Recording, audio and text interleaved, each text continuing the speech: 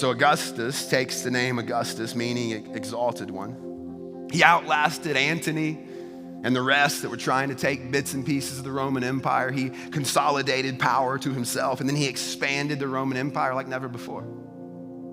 And yet at the end of his life, the way I interpret these two remarks, he's hollow. He spent his life building a kingdom of marble, an empire of marble, that his hope is that it will last forever. But yet to his closest friends and confidants, he looks at them in the eyes as he lays dying, and he says, I have been playing a role, like an actor in a play. And I've been doing it to build a kingdom that maybe will last. And if it's been good, then clap for me as I die. It just rings so hollow. And it also, it reminds me so much of what I see in so many people in our world today.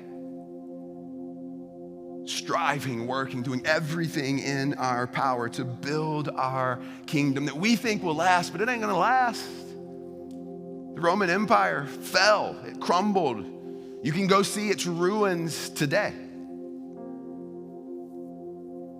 And so many people in our world, so many people that you know and that I know are building something that they hope will last forever, but it won't.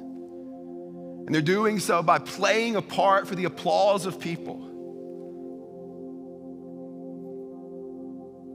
And in the midst of Caesar's reign, as he's building his kingdom, as he's playing his part to impress the people around him, the Son of God comes to the planet.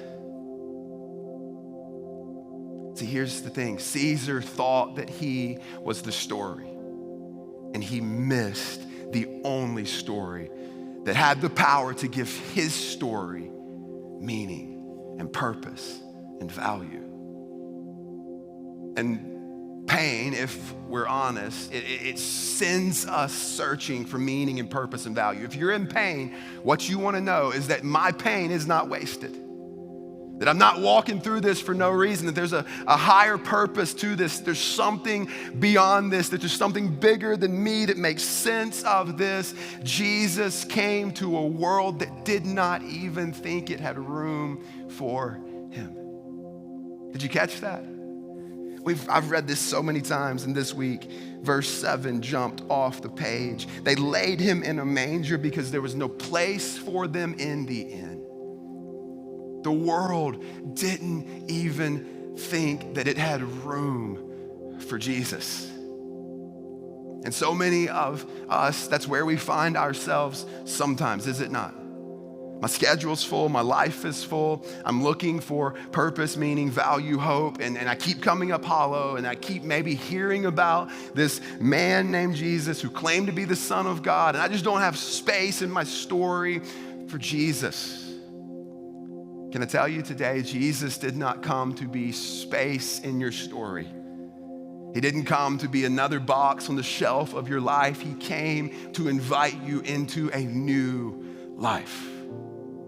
He came to give you a story that will make sense of the pain, the grief, the suffering, the temptation. He came to invite you into a new way of knowing God and walking with God that will make sense of everything else one day when we see it from his perspective. If you're here today and you're hollow on the inside,